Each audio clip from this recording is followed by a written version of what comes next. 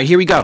Welcome, everybody. We are back. Show number 2. I have BJ, Rican Rebel Young, professional MMA fighter. He fights in the cffc, the Cage Fury Fighting Championships. He's a 145-pounder featherweight. He's 26 years old, and he's going to fight Friday, December 14th in Atlantic City, Borgata Hotel, Casino, and Spa. BJ, welcome. Thank you, thank you. I'm honored to be on it, man. It's no, awesome. Listen, I'm so thankful that you just wanted to come in and be on the show. You know, high school wrestling background, college wrestler, and now pro MMA fighter. We have five fights in the MMA? Professional? This would be my 5th, yeah. Professional. So what I want to do is I'm going to kind of take you along your high school. We'll talk a little bit about your college and then how that turned into, you know, your professional fighting. Talking to you when we kind of prepped for this, I knew you, you know, you were a Jackson kid, and I watched you kind of wrestle through the ranks. And it's just funny how we perceive ourselves, right? Because I think you had a really great high school wrestling career, and I think most wrestlers probably do as well. But talking to you, you kind of disappointed a little bit in the way things worked out, and that's life sometimes. So let's just kind of talk about your high school piece and what you did there.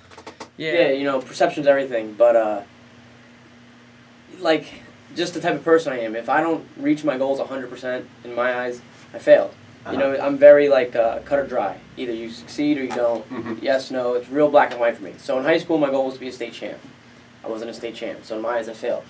But in reality, if you put your goals so high, even if you fail, if they're such at such a high point, you could fail and still be extremely successful. And which you were, but go ahead. Which, you know, to a lot of degrees I am. And it's crazy, too, because at the time, you know, Jackson was so good at wrestling. We were so good. Growing up, like, I remember in middle school, 7th, 8th grade, you're looking at all these guys, you know, Matt Bradley, Ken Carney, Scott Winston, dudes that are older than me, and then wrestling on the team with Scott Winston, Sean Burns, Ken Carney, all these guys, they're coming in, they're placing the state, they're winning states. You're like, man, I'm that next generation. And then, you know, my little brother's a couple years younger than me, and Huckster's little brother was was the same age, and Brian Hammond was the same age, and then you had the Royals. Like, we had so many kids underneath me that were just as good as we were, if not better. So you see those older guys doing it, then you're like, I'm next, and I'm underneath you. So at the time, being a Jackson wrestler, I thought we were going to be good for the next forever. Forever. You know, I'm like, the next 20 years, Jackson's going to win 15 state titles, at least. Yeah. You know, and now it's funny, because that was 8 years ago, you know, and I'm coaching at Jackson, and it's like a lot different. Yes. You know, not saying that we're not good, but my freshman year, we were, you know, like top 5 in the country. You know, we're nowhere near that now. Yeah. So it was... It's funny to look back, because you take my accolades. You know, I was a 3-time district champ. I only started 3 years, so I was 100% at districts. It's pretty hard to do. Yeah. You know, 3 for 3 in the district, and I had some hard district titles. I had my junior year, I was the 3rd seed going in. The 2 kids ranked above me. We were ranked 4th, 5th, 6th in the state. You know, they were both state place winners. I beat them all. I got the OW. I was a region champion. I was a 2-time Beast of the East place winner. The Beast of the East is considered the hardest tournament in the country. Right. You know, and I was, at the end of the year, I was a 2-time NHSA All-American. I placed at Junior Nationals, I placed at Senior Nationals. That's a lot of really big accolades. But when time came down, for whatever reason, dice didn't roll my way. I had some bad luck. I, you know, choked a little bit. I didn't place in the state tournament. And so that is why I would look at it and say, you know, my perception, and I didn't do as well as I should have, because, you know, you look at the dual meets and stuff, and if you look at all my matches, I was like 89 and like 21 career at Jackson in 3 years. And that was on Jackson's schedule. We were going to the Beast of the East. I went to the Beast of the East all 3 years.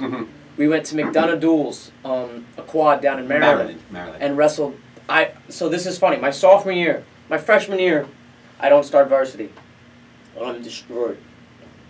I'm so hurt. I think I'm going to start varsity, you know?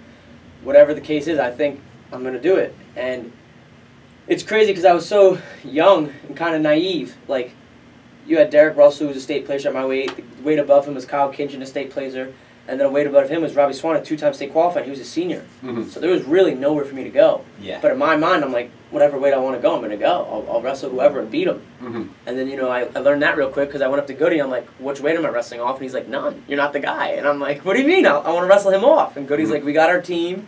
You know, we're good. And, you know, I learned that the hard way. So I lettered, but I wrestled mostly JV that year. I wrestled varsity, got my match, got my letter, and it hurt. I remember being in the state tournament watching from the stands, watching Scotty win a state title and all these guys on my team plays. And there's dudes in the 103 bracket that the year before in 8th grade I crushed. Right. And they're at the state tournament, and, like multiple, like 4 or 5 kids, and some of them were region champs. And I'm like, man, any other team, I'm here. So that it motivated me. My sophomore year, it's crazy to look back on because now, like I said, I'm coaching and I know the level and the whole shore just kind of took a hit. You know, it's not like how it used to be. I think my sophomore year we had 8 state champions from the shore conference. Right. You know, and we had doubled up in like 3 weeks. We had like 11 state finalists. And those are kids I grew up with my whole life, so it was like your buddies. They're all in the state finals, so you're like, yeah, like, we're just way better than everyone, kind of thing. And now, you know, it's mostly the prep and the Catholic schools up north. They're taking over, so the shore's a little bit down, but they're still, you know, always going to have solid wrestlers. But I remember my sophomore year, we go to the Beast of the East, and, like, I win a couple matches, I got on a roll, and boom, I got the #1 kid in the country. And, you know, looking back now, if I wasn't so young and really sat back and looked at it, I would have seen right then and there how good it was because the kid beat me 4-2. You know, it was my first year starting varsity, and I'm 4-2 with the #1 guy in the country. And then, you know, in my head, though, I lost. So I'm upset. I wrestled back. And my sophomore year at the Beast of the East, I lost in the blood round. I was close to placing at the Beast as a first-year starter. So then, like, a week goes by, and we're at McDonough Duels. And guess who the McDonough guy is? It's the same kid, the #1 kid in the country. So I wrestle him again. So now this is my first year starting varsity. I'm wrestling the #1 guy in the country twice in 3 weeks. Yeah, most kids don't do that. It's crazy. And I this time I lost 2-1. And I was so close to beating him. He called injury time because I got him tired. And took like a minute break, came back and you know, fended me off. It was 2-1. I was going for the takedowns, and he called injury time, fended it off, and you know, 2-1, but I was right there as a sophomore. And my sophomore year, I roll, and I win the districts. I take 3rd in the region, and my region, I had a tough region, man. It was Vinny Delafave, 3-time state finalist, state champ. Mike Morales, 2-time state finalist, state champ. I took 3rd, and Scott Festeo took 4th, who wound up being a state champ. So if you look back at my bracket, my sophomore year, the top 4 in the region, 3 of those guys were state champs. Yeah. I was the 4th. And I took 3rd. So I beat an eventual state champ to go to states as a sophomore. Right. So it just shows the level I was at, but, you know, I never got it done for whatever reason. So that's, you know, little things like that, to me, shows I was there, but at the time I couldn't all put it together.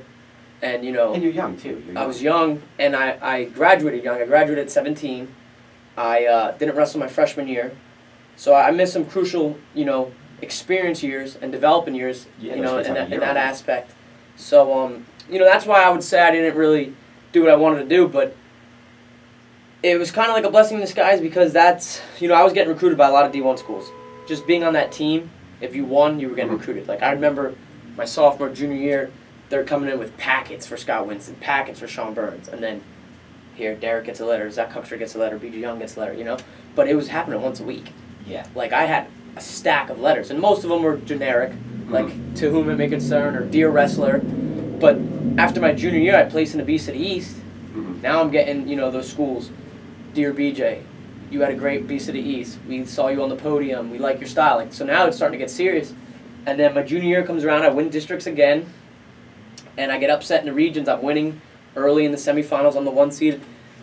We go through a roll, and the ref calls a pin, a defensive pin, which is, like, unheard of to even call a defensive pin, especially in that position. It was, like, huge, and it crushed me. It was huge to come back on, and it really threw me off. You know, I'm 16 at the time. Junior year. Junior year, I'm getting recruited heavy. You know, Goody, Rutgers, a lot of guys were really recruiting me heavy, and this is my year. I'm the 1 seed in region. In districts, I was the 2 seed. I got beat during the year by a kid, and I beat him in the district final. So in my mind, I avenged myself. Like, my only loss of the year. The only loss of the year. I avenged myself. The other losses were at the Beast of the East. Right? So I avenged myself. I'm rolling. I'm the 1 seed in the region. I beat everybody. Like, this is my year. And, you know, I don't know if I ever told too many people this, but Goody was my coach my freshman year. From then on, it was Dewey, Douglas Stanley. He was, like, a huge idol for me growing up, all through high school. I remember I started wrestling when I was 7, and I remember when I was about 9, maybe 8, I was at the match Dewey broke the win record for Jackson.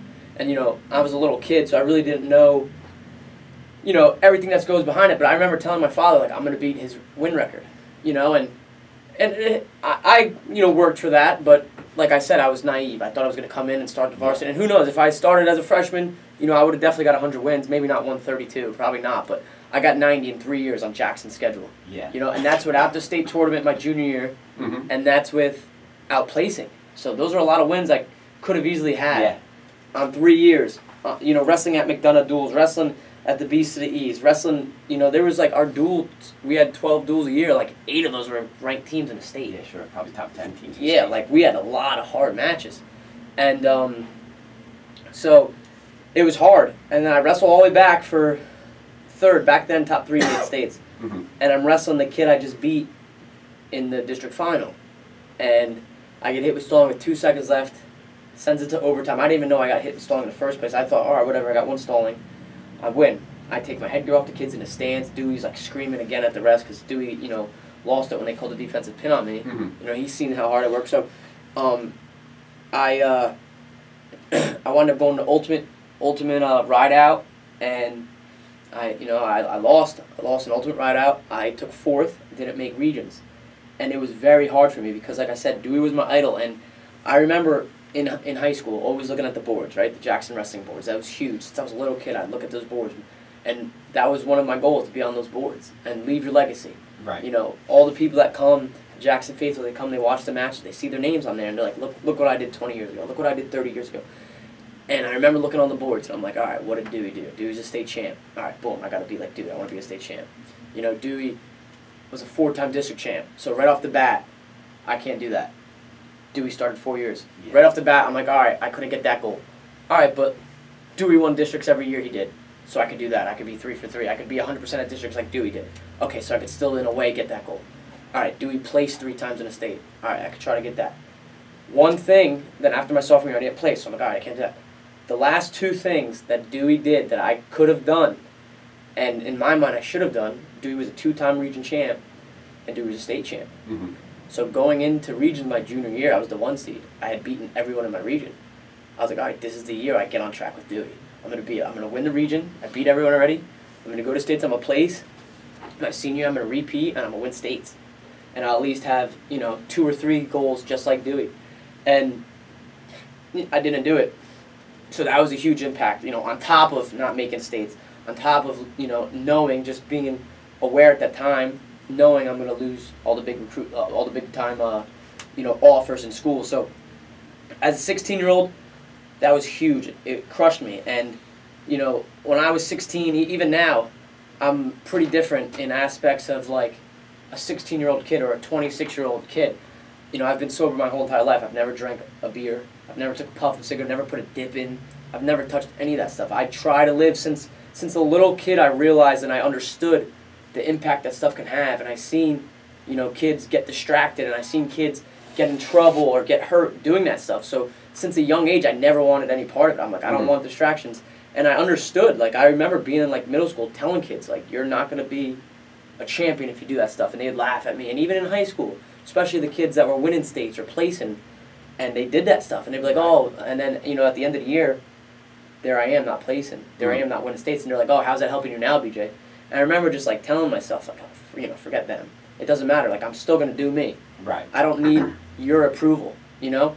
So for a 16-year-old kid just completely zoned in on wrestling and trying to be successful, and to be that close and, you know, not really getting stolen from you, because I still had an opportunity, but the defensive pin was basically stolen from me. I should have been in the region finals, and I should have, you know, that was really hard. So that crushed me. And then, you know, I was kind of hit with a decision, like, what am I going to do? Am I going to let this break me, or am I going to just put this all to next year? So I pick up the pieces, you know, and I remember it was so bad because, like, the next week was the state tournament, and those 3 kids that made states over me all placed in the state, 3rd, 5th, and 6th. So here I am back at home, and I'm like, man, like, not only did I place, that kid took 3rd. Yeah. Like, he almost won it. And the other kids, it's not like they took 8th, they took 5th and 6th. And I beat them all during the year. Yep. And then, so I'm like, all right, I'm going to junior nationals. I'm going to try to do something there. Maybe I could steal some of these college coaches back. That's Virginia Beach. Virginia Beach, yep. Maybe I could steal some of these coaches back. So I take 7th. Now, the kid I beat for 7th, 8th just took 3rd in the state at my bracket in New Jersey. He came from my region. Mm-hmm. And I'm like, 2 weeks ago, this kid was standing in the 3rd place podium in AC while I was home crying. Yeah. And I just beat him again. And it's the same kid I beat the year before as a sophomore to make states. Mm-hmm. A kid who the next year won it. Our senior, he wanted to be a state champ. So he took 3rd as a junior and won it as a senior. And he was a real good friend of mine. We were really close. And so I wasn't upset that he took 3rd at all. I was happy for him. I was upset that I wasn't there with him, you know? Yeah. And so I was like, all right, you know, maybe I stole some coaches back. Maybe I showed him. Like, I just beat this kid. Now here comes my senior year. And I start rolling. I placed at the BCs again. I'm the only kid on Jackson this time. We did really good my sophomore year. We got a trophy at the BCs. We took 4th. My junior year, I think we took like 12th. You know, still real good, basically top 10. My senior year, we fell off a little bit because I was the only one place. We had, you know, Dougie Hammond, Brian Hammond, they won some big matches. Dallas Winston won some matches, but for whatever reason, I was the only one that got on the podium that year. And then I go on a roll, and it's my senior year. Everything's going great, and I don't lose a match up until the state tournament. I pin through districts. I get the OW again, 2-time district most outstanding wrestler. So, like, not only was I 3 for 3 in districts, 2 of those years I was the most outstanding wrestler the whole tournament. In districts. So in districts I was on. Districts I was lights out. Regions, I think I majored one kid like 15-2. Everybody else I pinned.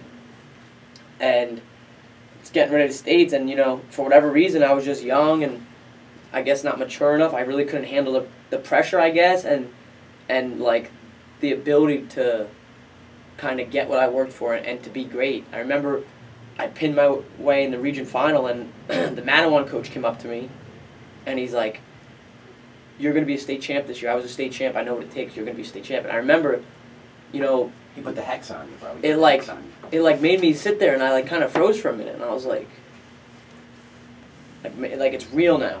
You know, it's a week away. I got all these people. Of course, Dewey was telling me I was going to be a state champ. I wrestled Dewey every day. You know, I had my coaches at Elite and stuff, Steve Rivera. They all thought I was that good. And now people are coming out of their way to tell me, I'm like, man, it's getting real. And it got me nervous. You know, not nervous like you can't do it, but nervous like, here I am, it's my last shot. I haven't been here since I was a sophomore. That year didn't go well. I didn't place. I put everything into this. I stayed true to this. I worked so hard. What if it doesn't work out? Mm-hmm. You know, instead of being like, this is my time. Right. Now this is like the perfect ending. I was young. A little bit. I was young, and I just took it the wrong way. I was worried about, you know, the right thing, but I was worried in the wrong way. Instead of being like, yeah, you're right, this is my time, this is finally going to happen. Mm-hmm. I'm like, man, it's here, what if it doesn't happen? And then I'm like, oh, what can I do to make it not happen? All right, don't take a bad shot. All right, you know, don't force your legs, you know. And all these don't. By the time the matches come, I'm not doing anything. There's nothing left to do. There's nothing left to do. So I go out there, and I remember that year the kid in my weight was a 2-time state champ. He took 1st, 3rd, 1st, and now we're seniors. So this kid's lights out. And the whole week I'm waiting for these brackets to come out. Because I'm like, man, if I just get on the opposite side of this kid, you know, I'll make it to the finals. No one else in the bracket can beat me. In my head, I'm like, there's no one that can beat me besides this kid. So I need to get on the opposite side of the bracket. I need to meet him in the finals. And once I'm in the finals, I'll make it happen somehow. That's my goal. And bracket comes out. I'm on his side. I have him in the semis. And the kid who beat me at the Beast of the East is in the quarters. So now not only am I in the bad side of the bracket, I have a bad... I have him in the semis, and then I have to beat a guy who beat me just to get into the semis. So now I'm like, you know, this is going to be tough. And my head was just in the wrong place. I was 17.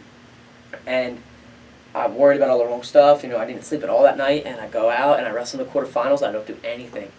And I lose 2-1. So even wrestling, like, horrible, I lose 2-1 in the quarterfinals. That kid took 3rd that year. That beat me 2-1. Took 3rd. I drop back, and I'm wrestling a kid now.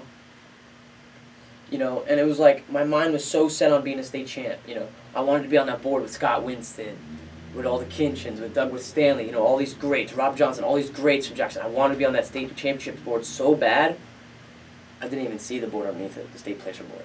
You know? Mm-hmm. It was like hit or miss for me, 100 or 0. Yeah. So now I lost, and I'm like, basically done in my head, you know? I could have came back to 3rd. I think about that all the time now when I coach. I go in the gym and I just see the state place report. I'm like, it should say BJ Young 3rd place, you know? And I'm just like, man, like, I could have won three or four more matches, been 3rd, and finished my career lights out, and that would have been a great career. Like, nice finish, yeah. No regrets, like, no ifs, ands about it. Oh, he didn't make it his junior year, he didn't place his sophomore year, but he finished strong his senior year. And it was right there. And I wrestled a kid who, growing up, so this was like a big thing for me too. I was so into wrestling. I knew every match that happened every year since I was a kid. So, like, we'd have a match, like my junior year of high school or something, we'd have a match, and I'd be wrestling a kid from some random town, and the kid might have not been good for the last 5 years, but I'm like, oh man, this kid beat me when I was 9. This is going to be a hard match. You know, Dewey's like, what are you talking about, BJ? And I'm like, this kid beat me. Oh, when? I'm like, when I was 9. And Dewey's like, what? Like, you're going to crush this guy, and I'd go out there and I'd kill him. But in my head, this kid had beaten me before, you know? Because I was just crazy in high school and so about wrestling. It was like, I would get in my way sometimes. So I'm wrestling this kid who, like 3 weeks before that, my team won states. We were state champions my senior year. In the team state semifinals, I beat this kid 11-0. But growing up, me and this kid went back and forth. We were probably like 5-5 against each other, like all through middle school, elementary. So they're like, oh, you got this kid, Charlie Huff. And I'm like, man, this is a hard match. Great. Like, I got to beat this guy now. After I just lost to this guy, I'm not going to be a state champ. I got to beat this guy. Like, why couldn't you give me someone else? You know? Because when you drop down to the blood round, there's 4 matches. Because you got the 4 in the semis, and you got 4 blood round matches. So there's 8 on that side. Out of that 12, 4 of those blood win to make the final 8. And I'm just looking at the brackets, and I'm looking at the other 3 blood rounds, and I'm like, I'll kill him, I'll kill him, I'll kill him. Why did I get this guy? But in reality, I killed this guy 3 weeks ago. Like, you will kill him too, you did. Yeah. You know, and I go out, and now I'm nervous, and I'm like, whatever. As soon as the whistle blows, I just, like, dive at his legs. He spins behind me, lets me go. He's winning 2-1. And I'm like, calm down a little bit. And there's, like, not really too much time left in the first period, and we kind of, like, we're, like, by the line, out of bounds. And I had cauliflower pretty bad in high school. I mean, I got it now, but my ears were both blown up since I was, like, a sophomore. So my senior year, I had some fresh cauli. I had a huge pad on my headgear. My headgear was, like, sticking out because it was a big pad, so my cauli wouldn't hurt. We're hand fighting, and my headgear goes in front of my face. I can't see. So I remember grabbing this kid, and I step out of bounds, and he's in bounds. And I'm like, oh, I'm good. You know, I'm out of bounds. And I stand up to fix my headgear, and this kid headlocks me in bounds. And the ref just lets it go. And I fight off my back. I'm like, I'm not going to get pinned. I go out of bounds. And I look up, it's the first period, I'm down 7-1. And now I'm panicked. And I'm like, you know, and I start putting on this kid, and now he's got 2 periods left. The period ends, I'm down 7-1. He's got 2 periods left, not to give up a 6-point lead. Like, it's pretty easy. Yeah. And I start chasing this kid and trying to put it on him, and the match ends, I'm in on a shot. The bell, you know, the whistle blows, it's 9-8 him. I don't place in the state. That kid goes to take 5th. So my senior year, you know, I didn't place. Huge disappointment. You know, I remember Dewey and all the coaches just kind of being in, like, you know, speechless. They didn't speak to me. Not like out of anger or like disappointment. They didn't know what to say. You know, and it was a wild thing because we had 6 guys. You know, so there's 14 weights. We had 6 guys at the state tournament, almost half our team. 3 of us were region champs. Me, Devin Zahd, Dougie Hammond. And it was like, just like someone put a hex on us because 3 matches in a row on the same mat, all our region champs lost a place in the state. We all lost blood round, one after another. So, you know, Dewey and Gottesman has been sitting in his chair 3 in a row just watching the 3 region champs get knocked out. And they're just speechless at this point. You know, I was the captain of the team, led them to a state championship. You know, it was like supposed to be like a, you know, storybook ending, and it didn't work out. And I remember feeling like so, like, not only upset with myself, but like I felt like I let down the whole town. I felt like I let down Jackson, and I felt like I let down Dewey. Dewey was so much to me in high school, you know. Anytime I had problems at home or in school, anything, Dewey was there for me. So I remember just not knowing what to do, being like a huge mess, and, you know, it sucked. And then again, I'm at this point, you know, back to like my junior year when I didn't even qualify for states. It's like, what am I going to do? Am I going to break and be like everybody else and try to mask it, by, drinking or partying or chasing girls or whatever, and try to act like it doesn't exist, or am I going to face it head on and just try to be better? I'm like, I never wanted that to be an excuse. I never wanted to be like, oh, he could have been something, but this happened, or his home life was bad, so he drinks a lot. I never wanted to have an excuse. I never wanted to be that guy, like, oh, poor. I never wanted anyone's sympathy, and I never wanted there to be an excuse. So I'm like, I have to face this head on. So I stay to myself. I don't drink, nothing like that. I go right back to work. I'm wrestling at Elite twice a week. I'm running. I'm lifting. And fortunate enough for me, before the season, I signed a full scholarship to Newberry Division II. So it didn't really, it mattered, but it didn't, I was safe at States. Yeah. And that was kind of another reason why I signed before the season, because, I was 17 and I was worried. Like, what if it doesn't, I always had that in the back of my head. Yeah. Like, what if it doesn't work out this year? So I signed on the dotted line. I knew my college was taken care of, and I was just like, you know what, I'm going to do in college. Yeah. Talk a little bit about that recruiting piece, like the coach reaching out to you for guys that are listening that want to wrestle at the next level. Yeah. So talk just a little bit about how coach reached out to you and kind of how the deal went down, and just a little bit. Like I said, I was getting recruited. I had stacks of recruitment letters because our team was so well. We did so well on all the national. We went out to the Clash. We went out to McDonough. My freshman year, we went up to New Islip, New York, and wrestled. We wrestled the #1 team in New Jersey versus #1 team in New York, and then after us, Cornell wrestled Penn State. Like, we were doing big time things. So there was a lot of spotlight on us, and we were a very, very big wrestling name. So a lot of schools, would look up the roster, see the kids that were good, and they'd recruit us. So I took a lot of my recruiting trips. Like, all my recruiting trips were Division I schools. Like, Newberry is literally the only school that I spoke to that wasn't D1, because in my mind I was going D1. Like, all these guys on my team before me went D1, besides Sean Burns, who went to Newberry. So besides him, they all went to big-time schools, and I was like, that's where I'm going to go. Dewey went to Purdue. Goody went to Lock Haven. Scotty went to Rutgers. Tyler Bazaha went to Cornell. Derek went to Bucknell. Like, Brian Cohen went to Lehigh. Like, all these guys went to big-time schools. Corey Bazaha went to Maryland. Like, these are all huge schools, great wrestling programs.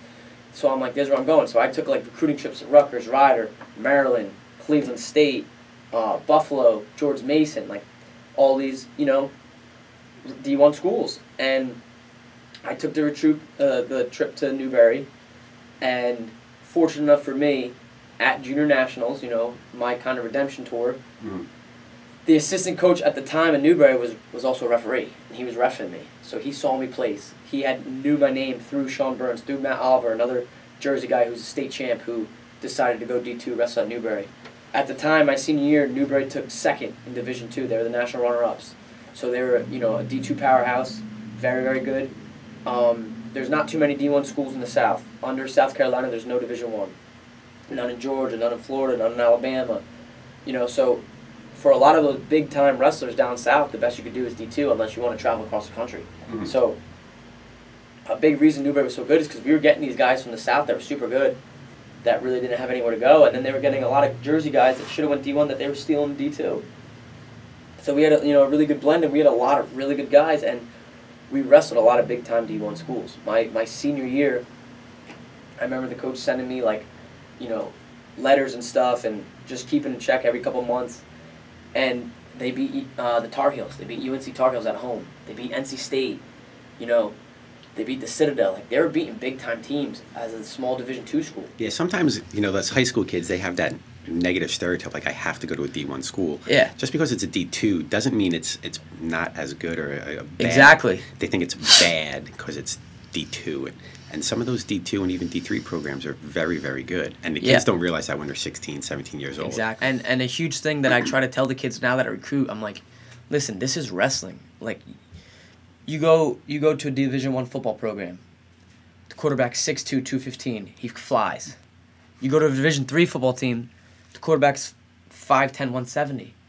A Division I 141 is 141 pounds. A Division III 141 is 141 pounds. Yeah. Size isn't a thing anymore. A lot of these mainstream sports, basketball, football, baseball, the recruiters will tell you, oh, you're really good, but you don't got the size. You're too small. You can't play at this level. That's not a thing in wrestling. Right. Everyone's cutting weight. Everyone weighs the same when you step on the mat. And there's not a team aspect to it. It's 1 versus 1. It's hand-to-hand combat. It's man versus man. Anyone could beat anybody, to a point. everyone's got a chance. You know, anyone's got a chance. So it's completely different in wrestling. Not saying that there is no difference. There's definitely a difference. But you take the All-Americans from Division III, Division II, Division I, all those guys can wrestle. Yeah. They can wrestle at a very high level, you know? So that was a huge thing that the Newbury coach used to recruit me. And he told me, like, we got Sean Burns here, so don't think you're, you know, better than D2, because he was from your town and he was a state champ. We got Matt Oliver here from your club and a state champ. So don't think you're too good to go D1, or D2, sorry. And, you know, he'd be like, look, we got these kids. You know, they're from South Carolina. They're from Florida. They were 3-time, 4-time state champs. They're ranked in the country. They're all here. You know, we got these great wrestlers. They're all here. So don't think you're too good to go D2, 1. And 2, you're on a state championship team. Your team wins all the time. You know, those teams recruiting you D1, yeah, they're D1, but when they wrestle the big times, the Penn States, the Iowa, they're going to get crushed. He's like, we are those teams in D2. Newbury is that team. We wrestle the teams, and they're worried about getting crushed. He's like, you want to come to a winning program, chase an individual title, chase a team title, or, you know, do you want to go to a mid-level D1 and, you know, a couple times a month you got a bad match and you guys get lumped up. He's like, you want to be on that type of team or not? It's your choice. And I remember that was, like, huge for me because I was like, that makes a lot of sense. Yeah. Like, I want to be on a winning program. I want to be at the end of the year in March, you know, trying to win a national title for myself because I know it's going to make my team win the national title as a team. You know, it's going to affect the team race. And, you know, at the end of the day, I signed early. They kind of, it's pretty funny because they called me, and this other guy who took 3rd in the state, the weight above me, he wanted to sign early and I didn't. And they were offering me full and him not. And they were like, if he signs and you don't, we're going to flip the scholarship. He'll get the full and you won't. We won't have the money remaining at the end of the year. Yeah, the business piece comes in too, because it is, at the end of the day, it really is a business. Yeah, you know, they're like, we got a full scholarship and a 70% scholarship left. And if he signs now, we'll give it to him. And if you sign now, we'll give it to you. So that's what I did. I got the full ride, and I was done. And that was what kind of kept me going.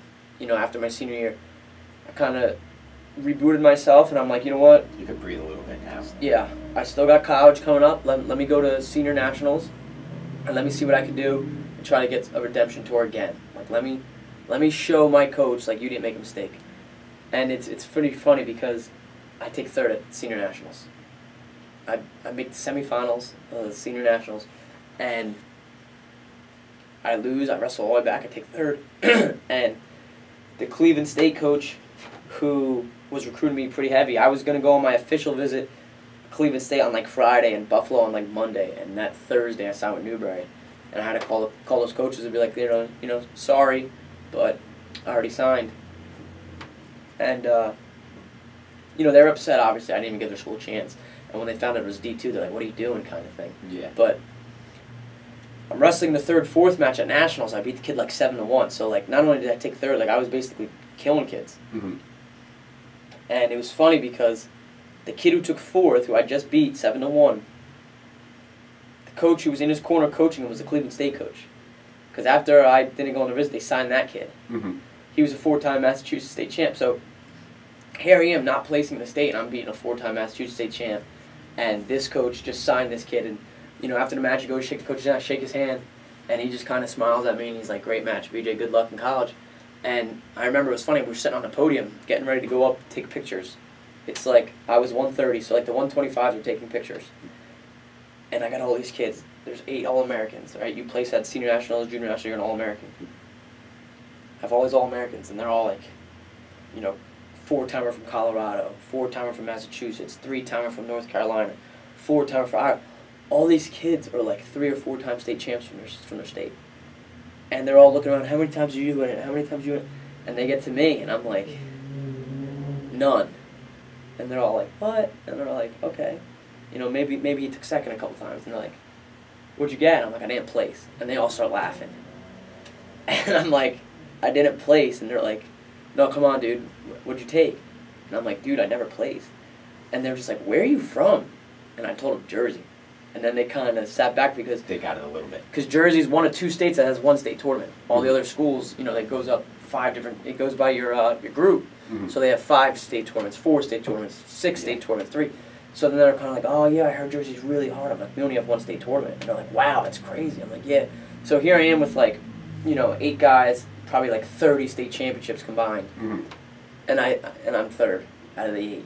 And so that was a big eye opener. And I remember it was like probably one of the only times I regretted signing early, because Dewey was there talking to me afterwards, and his coach comes up to us and he's like, oh, Dewey, nice to see you, blah, blah, blah. And Dewey had wrestled with the guy growing up, and Dewey wrestled against him in college, and he was an assistant coach for Missouri. And he's like, it's pretty funny, he's like, oh, I've been meaning to see you, Dewey. I didn't know you coached this kid. He's like, I watched him wrestle all tournament. He's great. We'd love to have him. I saw the sign list. I saw the signee list. He's not signed. Because at these national tournaments, they give a list to all the recruiters. And it's who already committed to the Division I schools. I wasn't on that list because I'm not going to Division I. So he's like, I saw he's not on the list. We need him. We want him to be at Missouri. This is University of Missouri. So this is big time. Like, this is the biggest school that's probably recruiting me. And they weren't even recruiting me till senior nationals, And Dewey just kind of looks at me, and I look at the guy, and I'm just like, no, I did sign. And he's like, no, you didn't. I have the list right here. I'm like, yeah, I'm not on that list. He's like, yeah, so what are you talking about? I'm like, I signed Division II. And then this guy just like, slaps Dewey or whatever. He's like, are you kidding me? You let this guy go D2? Yeah. He's like, where are you going? I'm like, Newberry. And he's like, what is that? He has no idea. And then I kind of sat back. I'm like, man, like, this is the coach from the University of Missouri. And he's upset because he can't get me. Like, clearly my ability's there. I wouldn't be getting recruited or looked at even by a guy that, he saw my ability. He didn't look at the paper. He didn't see my accolades that I didn't place or whatever. He saw my ability, and he wanted me. So that was a big eye-opener. So I go into college, and like I said, I have a lot to prove in my mind. I'm like, this is the next level. I don't care if it's D2, D3, whatever. This is the next level. This is college. I'm a freshman again, and I got to prove myself. I got to work harder than everybody, work harder than I've ever worked before, because not only am I a freshman, but I'm coming in from not achieving my goals. So I'm in my head, I'm like behind the 8 ball. Right. So I'm coming in and I'm going hard all summer. I work super hard, And I remember like one of the first days of practice, we do like a 5-mile run. And I'm like, man, I hope I can keep up with these guys. And like, a mile in, I'm like ahead of everyone. I'm like, all right, maybe these guys got a big push. And the run ends, and I take like second. I'm like, all right, maybe they're not runners. I'm still like doubting myself. Yeah. And then we go on the football field, practice football field, and we start hand fighting. And I remember our coach is like getting into it. It's college, it's a different level. It's not high school anymore. And they're like, like smack someone in the head, and like slam someone to the ground. And they're making you get physical. And I'm like, all right. And I'm listening to whatever the coach said. And he's like, slam someone to the ground. And I slam a guy, and he's like, make somebody quit. I'm pushing these dudes' heads in the dirt. And I'm a freshman, I'm 18 years old. And then I remember like me and this kid, he's like a junior, and he's like a transfer. He's a 2-time JUCO All-American. And me and this kid get into it, and we're like clubbing each other. And I'm like, we're basically wrestling live on the football field. Like, as soon as he gets out of the position, I'm double-legging him. And then as soon as I get out, he's double-legging me, and we're just hopping up, and we're just beating the crap out of each other during this hand fight drill. And, some of the kids on the team are kind of like looking as they're going, and they're like, what's going on over there? And it ends. And I remember the kid just stands up, and he's got like a huge smile on his face, and he like hugs me. He's like, great job. I'm like, all right, cool. And then, like later on in the cafeteria, everyone's like, starts talking to me now. Because I got hype. You got a little respect. I got a little respect. I got a little hype on fight. Yep, here's the freshman. He took second in the run, and he just beat up this kid, gave it to him, everything he'd taken. This kid is a junior, and he's a 2-time JUCO All-American. Like, so, like, right away, I started realizing, like, man, like, I do got this, Like, it's been me the whole time. I had a little bad luck, I had some unfortunate things. I was on a great team, couldn't start as a freshman. I was young. I missed some years. I had some terrible calls on me in big times, but a lot of it was myself. Yeah. And that's kind of where it started to turn the corner. And it was like, finally felt like I was starting to become who I always thought I should be. And who every time I like messed up, I was like, man, I know I can do better. I know I got more. And who like I was finally putting out the person who I worked to be. Like, all my hard work equaled this, but my results at the end of the day, when they weren't matching up, now it's starting to match up. So even though results are still pretty good, though. Right? Yeah, exactly. They just weren't as good as you wanted But, them to be. you know, I'm, you know, kind of a perfectionist. So in my head, like, I want to be the state champ. I want to be the national champ. I want to be the world champ. Anything less, like I said, it's hit or miss for me. Like, real black and white. Like, if it's not that, it's not good enough. So, you know, and that just comes from kind of the way I was raised. My father was real hard on me, you know. My father was very hard on me, especially with sports, especially with wrestling.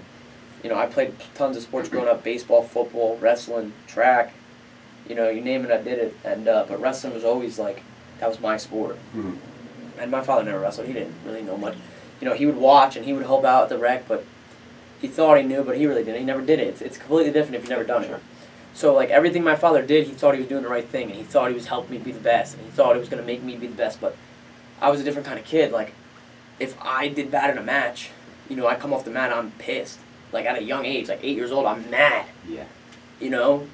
And now I have my dad mad at me. And he, you know, me and him getting a little bit.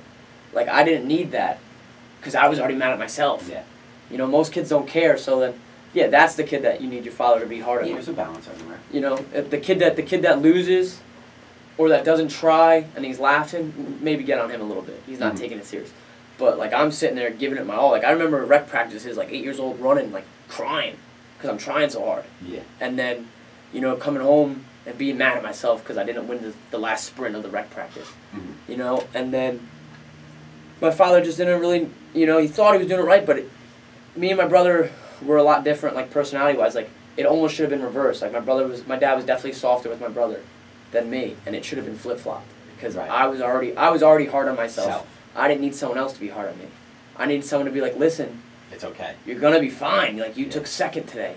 It's okay, you know? I would beat a kid 14-0 and I'd come off the mat mad that I didn't get a tech.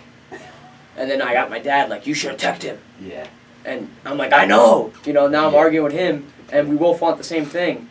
We're just not handling it right. And now, you know, he didn't know, and I didn't know. Yeah, now it's tough. It's tough for parents because you're the first one doing it. I'm the first one doing it. He's never done it, and now... And he wants the best for you. Exactly. His intentions are there, right? You know, and now it's like, I'm a kid, you know, and that's happening now. I'm like, you know, like, screw you, Dad. I don't want to talk to you after a match, you know? Yeah. When really, he wants the best for me. So it was hard, you know? But I just remember, like, always having to do extra. Even in, like, football. I remember, like, growing up Mighty Mites, as soon as I get equipment, like, we'd come home, and every night, I'd put my pads on in the back, and my dad would make me do sprints with the pads on, because I'd have to be faster than everyone. You know, so, like, this is after practice. Yeah. And growing up, like, after rec practice, we would come home, and my dad, we had, like, a living room with, like, the TV and stuff, and then we had, like, I don't even know what it was. It was like a showroom. It was like a living room, but with, like, real nice furniture and no TV. The room nobody can go in. No one could go in. And my dad would move all that.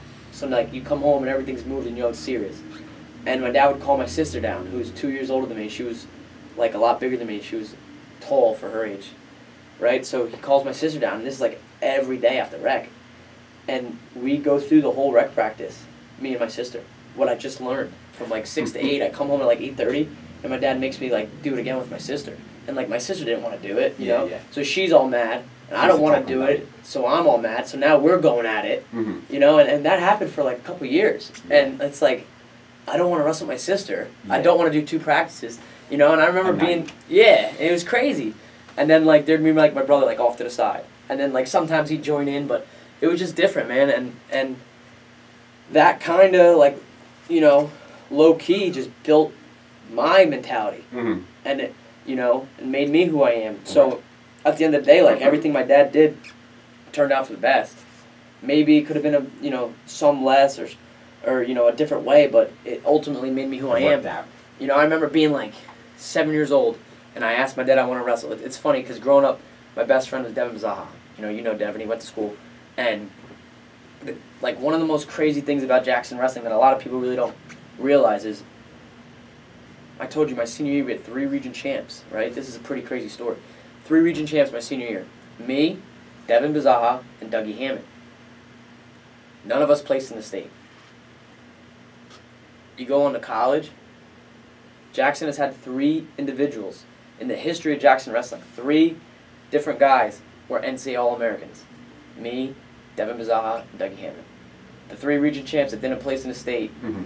all went on to do it at the next level. Right. And it's pretty crazy because Devin was my best friend growing up, and Dougie Hammond was my neighbor. Lived 2 houses down. So like, me and Dougie wrestled every day. He was always way bigger, but I'd be outside by the mailbox. His parents would pick me up. We'd go to Elite. You know, every day they drove me to Elite because my dad was real big into baseball. My brother was a real good baseball player, so my dad would be coaching his teams. Every day I hopped around to practice, like going out of my way to get to practice. And I would go to Virginia Beach with Dougie Hammond sometimes, and I'd go to tournaments with Dougie Hammond sometimes. So like, I'm real close with those guys, and we all failed together, and you know, it killed us all, and then we all achieved together. So it was really cool, and I think it's a pretty neat thing. Yeah. Because when you look at the boards and stuff in Jackson, and you match up, like, oh, that guy's a district champ, that guy's a region champ, no state place winner. Like, all right, that guy's a district champ, that guy's a region champ, no state medal. That guy's a district champ, that guy's no state medal. But those 3 are the All-Americans. All-Americans. You know? So, talk about that a little bit, like the national tournament at Newberry, your 4 years you were there, and kind of where you finished each year. Yeah. And what kind of, because I know you had a little bad luck your senior there with an injury. But talk about like freshman year, you wrestled 133, and Yeah. what'd you do? So freshman year was kind of crazy because Cody Phobes was from Howell, and he took second in the state, so he was also at Newberry, right? Mhm. So we had like not only 3 guys from the shore, we had 3 guys from the shore that were Sean Burns, state champ, Matt Oliver, state champ, Cody Phobes second. All these guys from the shore, they were all very good. They were all getting recruited by big time schools. They all go to Newberry. Cody Phobes was older than me. He was already there. So going into Newberry, I thought I was going to redshirt. I was like, I redshirt. Cody Phobes is 33. Next year I'll go 33. He'll go up to 41. Me and him will be back to back. We'll finish out our careers. Like going to Newberry, my freshman year, Cody Phobes isn't there. He hurt his back over the summer. He withdrew from school. He's gone. So now 33 is open. So I'm like, all right, now, you know. So now it's, like I said before, the practice comes and, you know, I'm doing really good at practice. I'm winning the runs. I'm beating people up on the mat. I win both my wrestle-offs. I major the kid who placed 3rd in the state. I major another kid who was 2-time Missouri finalist. So I'm the guy clearly at 33. And, like, I think our second duel of the year, I beat this kid 11-4. I come up the mat. Everyone's, like, so hyped. Everyone's going crazy. I'm like, you know, I'm the second match. It's 25 and 33. I'm like, all right, relax. Like, why is everyone going so crazy? They're like, that kid's a returning All-American. He's ranked 2nd in the country. You just crushed him, you know? Here I am. I have no idea who this kid is. And, you know, because I didn't wrestle. I didn't grow up in Jersey with this kid, so I don't know. Yeah, so you don't know. Right? In high school, I knew everyone. Because I was like, as much as I loved wrestling, I was also like a fan. So I knew everyone. So if that was in high school, I'd probably lost, right? Mhm. So here I am, not knowing who this kid is. He's a returning All-American. And I beat him. I beat him bad, like almost major him, 11-4. So like 2 weeks into the season, the rankings come out, and I'm ranked 4th in the country. So now, like right off, as a true freshman, I'm 8. My birthday was July 2nd. Newberry started class. I started class August 16th. So about 6 weeks into being 18, I started college. Mm-hmm. Right, so I'm super young in that aspect, and this kid's like a junior. And I'm like, all right, here we go. Like, I'm doing real good, you know? And I just roll with it, and the season's going. I'm beating, you know, I take a couple losses. I beat a couple real good guys. I'm up and down the rankings all my freshman year, constantly ranked. So at the time, my team was extremely good. We had our 25-pounder was a transfer from Lehigh, very good, you know. Then there was me. Then our 41 was one of the Southern kids. He was a 3-time South Carolina state champ. Went to Newberry because that was the best team down there. Mm-hmm. Our 49 was the JUCO 2-time All-American transfer. Our 57 was Sean Burns. You know, our 65 and 74, there was a couple different guys in there. Then our 84 was a returning national champ. Our 97, we had a couple guys flip-flopping. One of the guys was a state finalist from New Jersey, another Jersey guy. Mm-hmm. And then our heavyweight was a 2-time All-American. So, like, our team was stacked. And we had transfers from Virginia Tech. We had transfers from Nebraska. So we had a lot of, like, either Jersey state champs or, you know, multiple-time state champs from other schools, other states. Or we had Division I transfers starting for us. So, like, our team was solid. You were good. So I'm ranked all year, but so is half my team. Yeah. You know, so I'm just another guy in the lineup. So it's not like I was, like, getting special treatment, you know? The coaches kind of did because they knew what they were seeing. I was a true freshman. Right. And not only in the aspect of, like, this kid can compete and at a high level, just the whole lifestyle. Mm-hmm. Now I'm in college. and all I'm doing is training. I'm going to class. Not only that, I worked in college, so I would go to class from like 9 to 12, and then from like 1 to 3, I'm scrubbing cars at the detailer. I'm a detailer at the car dealership downtown.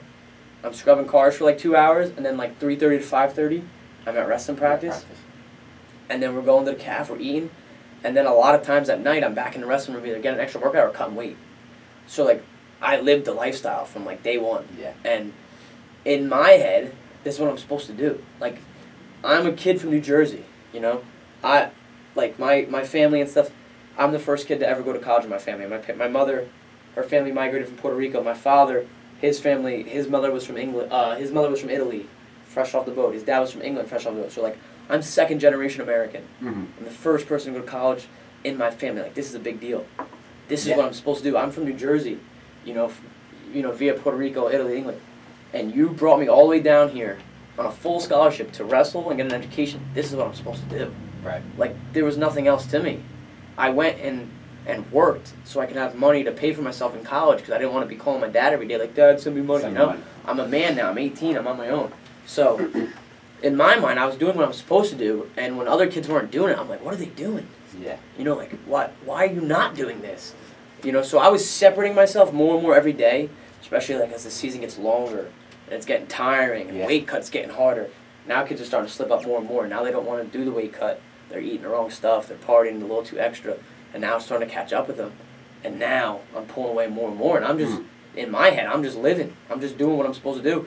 So my coaches saw that and they knew it and they loved it. And I kind of became like a favorite, you know, and it was never like, oh, he's the coolest or he's the best. It was just like they just loved Your work ethic. my work ethic because I was always the hardest worker. Like, I would always stay extra, and we would do these things called 9s every day after practice. So we'd have like an hour and a half hard practice, and then we'd do 9s. So it was 9, you had to touch 9 walls. So sprint to that wall 1, sprint to that wall 2, and you had to do 9 of them. And we would get timed, and it would have to be in like 48 seconds, something crazy. And it was almost an impossible time because think about college, like, you have heavyweights. Yeah. You know, and say like our heavyweight was a stud, he was 2-time All-American, but he's still a huge dude. Now we have 4 different heavyweights that don't start. Mm-hmm. And some of those kids are walk-ons. Like, those guys are never going to make that time. And they would just do, like, an impossible thing. And then I picked up on that quick. And I knew, like, they weren't trying to push us to make the time. We were never going to make the time. They were trying to break us. Right. So I would never break. And I would be very vocal, like, even as a freshman. Like, we're doing these sprints, and I would kind of mess with the coach. And I'd be like, how many more, coach? And they'd be like, 10. And I'd be like, give me 20. You know, just to show them, like, you're not going to break me. And they loved it. You know, and some kids would, you know, get irritated or you know, whatever. Some kids loved it. Some kids thought I was just out of my mind. So the coaches, you know, I was pretty close with my coaches there. So we're going through the freshman year, and I told you the Division II tournament is predetermined. It's not seeded like the Division I or Division III. So there's 4 regions. Top 4 from each region make it. So it's a 16-man bracket. Top 8 All-American. A first place will wrestle a 4th place. A second place will wrestle a 3rd place. That's the way the quads are made. There's 4 quads in the bracket. So, you know, I'm going into the national tournament, and I'm like, all right, here we go. It's nationals. You're like, we're all the way out in Colorado, or Nebraska. Sorry, Colorado's my sophomore. We're all the way out in Nebraska. It's freezing. Like, it's the middle of March in Nebraska. It's freezing. I'm like, this is real. Like, we're here. Let's just have fun. Like, that's my mindset. Completely different. You know, when I got away from everything in college and I was on my own, you know, if I had a bad practice, I didn't have to come home. And the first thing I walked through the door, my dad would be like, you know, how'd practice go? And I never lie, you know, to anyone ever. That was like a big thing. It's just part of my character, I believe, you know. Face the consequences. If you're going to do something, you know, tell the truth. Face the consequences. If not, don't do it. So I would, like, if I got my butt kicked in practice, I would come home that day and tell my dad, like, Dad, I got my butt kicked today. Yeah. And then it would be a bad day at home. Because then my dad's upset or, you know. So that was huge, like, just being able to be by myself. And, like, say I had a bad day of practice, I just go in my room, reflect on my own, you know, put it past me, and just kind of put wrestling aside for a little bit. Because in high school it was too much almost. It was like I had no balance. It was 24/7, and it was almost like I didn't have time to breathe. So if everything wasn't perfect, it was like a giant crumble. Right. And now in college, I had that, so it was huge. So I'm going in every match, every tournament, I'm just trying to have fun. And it helped me a lot because it was fun. Like, it was fun to make weight, even though making weight sucks, right? It was fun to challenge. It was almost like a challenge. Like, how hard can I push today? you know, I feel like crap right now. Mm-hmm. Like 133 was a big cut. I'm 18 years old. I was like 155 at weight certs. I'm going 133. I'm cutting over 20 pounds. I'm 18. I've never done this before. Mm-hmm. In high school, I was probably like 148 going 130. So it was a pretty big cut. But once I got down to 130, I never really shot up back past like 140. Yeah. You know, at the most, it was like 10 pounds in high school. Like after Christmas break, you get a week to do it. And then in high school, you know, there's a big thing a lot of people don't understand. High school wrestling, you get a 2-pound allowance halfway through the season. Once January hits, you get a 2-pound allowance. So now that 130 becomes 132. High school wrestling, you wrestle 2 days in a row, you get another pound. Mm-hmm. College, there's no 2-pound allowance, and you could wrestle 3 consecutive days in a row, the weight doesn't change. It's 133, 133, 133.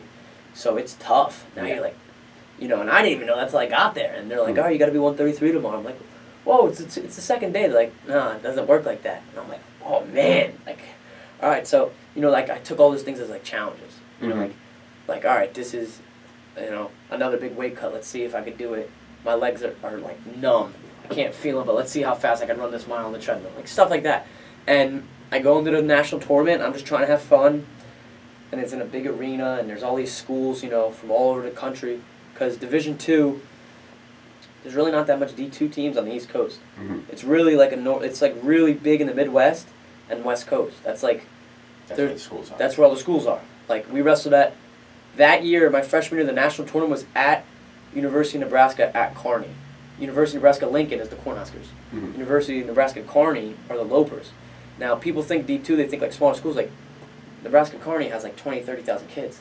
Like, there's huge schools that are Division II. They're just not Division I for whatever reason. Mm-hmm. So that was a huge thing to me, too. Like, we would go and duel these teams, and we're wrestling in arenas like the Rack. And I'm like, man, this is big time. Like, what school are we at? And they're like, it's a D2 school in Missouri, you know, Central Missouri.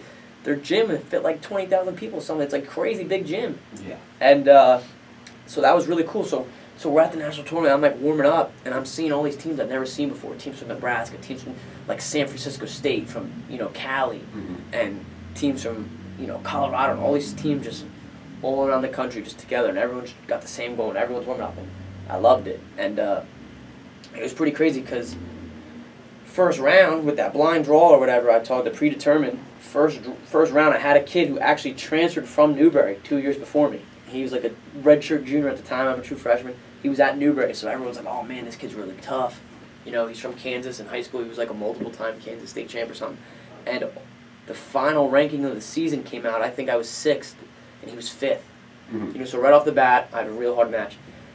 And I'm like, whatever, man. And they're like, "Oh, you got to wrestle this kid. You got to wrestle him." I'm like, I'm wrestling him, not you guys, Because they all knew him, all the older guys. They're his teammates, so they think he's, awesome. Right. And I crushed this kid. And it's funny because in such a short time, like, I matured so much without even realizing it. And now, like, after then, like, sitting back looking at it, it's, like, clearly evident. And that's clearly, like, a big reason why I was so successful. But, like, my senior year at high school, I was such a mess. Right? And even when I shouldn't have been, I was still a mess. Mm-hmm. My freshman year, my father was late to nationals. The flight got delayed. I wrestled my first match before my dad even got there. If that happened in high school, probably wouldn't even stepped on the mat. Right? So I wrestle this kid who's like ranked ahead of me, and I crush him. It's like 9-4, like easy match. And